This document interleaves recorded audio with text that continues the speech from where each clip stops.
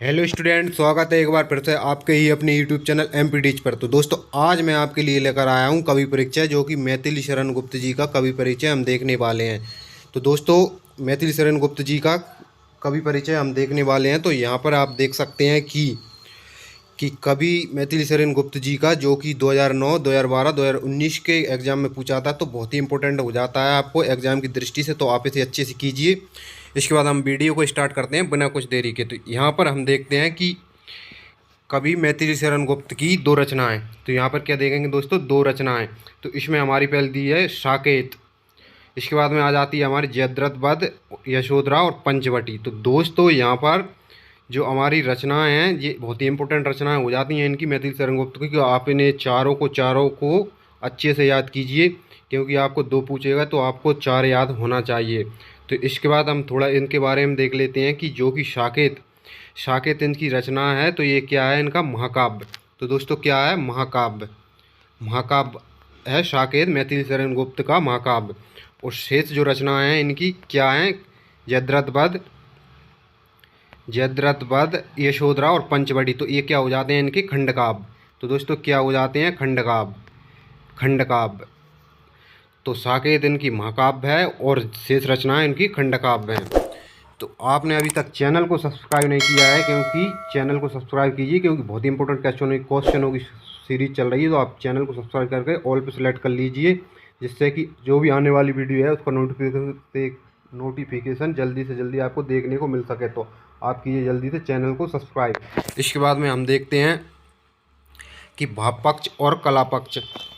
तो इसमें हम देखेंगे भाव पक्ष और कला पक्ष में कि भाव पक्ष में प्राचीन भारतीय संस्कृति के प्रति उनका अनुराग और आस्था असीम है। तो दोस्तों, प्राचीन भारतीय संस्कृति के प्रति उनकी का अनुराग और आस्था थी मैथिली शरण गुप्त जी की। इसके बाद में आता है हमारा, प्राचीन भारतीय संस्कृति में गहन आस्था रखने के साथ साथ गुप्त जी का हृदय राष्ट्रीय भावनाओं के ओतप्रोत है। राष्ट्रीय भावनाओं के ओतप्रोत यानी आसपास है, ओतप्रोत यानी आसपास है, राष्ट्रीय भावनाओं के ओतप्रोत है। तो इसलिए इनको महात्मा गांधी जी ने, तो यहाँ पर हम देखते हैं, क्योंकि इम्पोर्टेंट फैक्ट हैं तो उनको भी आप याद रखिए। महात्मा गांधी जी ने इन्हें राष्ट्र कवि की उपाधि दी थी। तो क्या दी थी दोस्तों, राष्ट्र कवि, क्योंकि राष्ट्र के प्रति इनका असीम योगदान था। तो इन्हें राष्ट्र कवि कहा गया महात्मा गांधी जी द्वारा। इसके बाद में आता है हमारा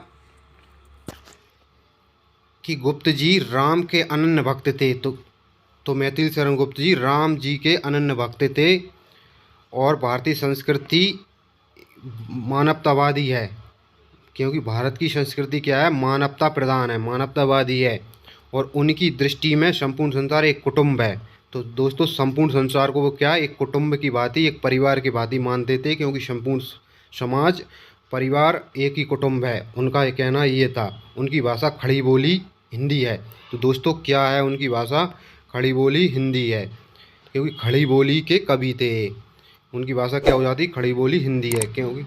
और यहाँ पर हम एक बात और ध्यान रखें कि खड़ी बोली के प्रथम कवि थे ये। क्या थे, खड़ी बोली के प्रथम कवि। खड़ी बोली के प्रथम कवि यही कहलाए, क्योंकि इन्होंने ही सबसे पहले खड़ी बोली का उपयोग किया था। तो यही खड़ी बोली के प्रथम कवि हो जाते हैं। इसके बाद में प्राचीन अलंकारों के साथ साथ मानविक अलंकारों का भी प्रयोग किया गया है। प्राचीन अलंकारों का भी प्रयोग किया है और मानवीकरण अलंकारों का भी प्रयोग किया गया है। छंद योजना का विशेष ध्यान रखा और श्रृंगार, करुण रस, वीर रस, वात्सल रसों की अधिकता है। श्रृंगार रस का भी इन्होंने प्रयोग किया है, करुण रस और वीर रस और वात्सल रसों की अधिकता है। सभी रसों का प्रयोग इन्होंने यहाँ पर किया है, श्रृंगार, करुण, वीर और वात्सल रसों का।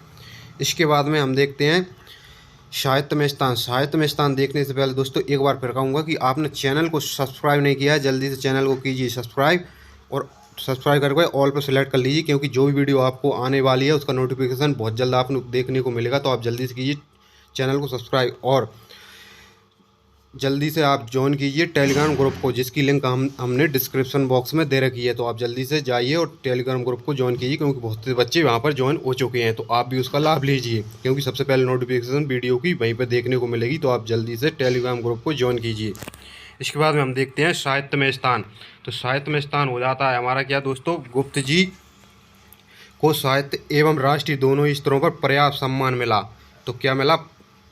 साहित्य को राष्ट्रीय दोनों ही स्तरों पर पर्याप्त सम्मान मिला है, क्योंकि 1945 में, यहाँ पर हम देख लेते हैं, 1945 में भारत सरकार ने उन्हें पद्म भूषण की उपाधि से सम्मानित किया था, क्योंकि राष्ट्रकवि थे, क्योंकि वे प्रथम राष्ट्रकवि कहलाए, इसलिए इन्हें पद्म भूषण की उपाधि से 1945 में भारत सरकार ने क्या किया था? सम्मानित। इसके बाद में हमारे हो जाते हैं, आगरा विश्वविद्यालय ने उन्हें डीलिट की उपाधि प्रदान की। तो दोस्तों क्या की थी? डीलिट की उपाधि प्रदान की थी आगरा विश्वविद्यालय ने प्रदान की। वे सन 1952 से 1964 तक की राज्यसभा के मनोनीत सदस्य रहे। 1952 से 1964 में राज्यसभा के सदस्य भी रहे हैं। और इनकी शैली काव्य शैली और प्रबंध शैली थी। तो दोस्तों क्या थी? काव्य शैली और प्रबंध शैली। क्या थी? काव्य शैली और प्रबंध शैली, दोनों ही शैलियों में इन्होंने अपनी रचनाएं लिखी हैं, काव्य शैली और प्रबंध शैली। और महात्मा गांधी ने इन्हें राष्ट्रकवि कहा है और खड़ी बोली के प्रथम कवि थे। ये सब बातें आपको ध्यान रखना है, क्योंकि बहुत ही इंपॉर्टेंट हो जाती है। और साकेत क्या है इनका? महाकाव्य। और सभी खंडकाव्य में, क्योंकि एग्जाम में ऐसा भी पूछ लेते हैं कि साकेत इनका क्या है, तो महाकाव्य हो जाता है। तो ये आप अच्छे से याद रखिए। तो दोस्तों आज की वीडियो में बस इतना ही। मिलते हैं एक नेक्स्ट वीडियो में नेक्स्ट सॉल्यूशन के साथ। जब तक के लिए धन्यवाद। और आप अपने दोस्तों के साथ इस वीडियो को शेयर कीजिए और चैनल को सब्सक्राइब कीजिए और वीडियो को लाइक कीजिए, क्योंकि उनको भी इसका फ़ायदा मिल सके। तो जब तक के लिए धन्यवाद।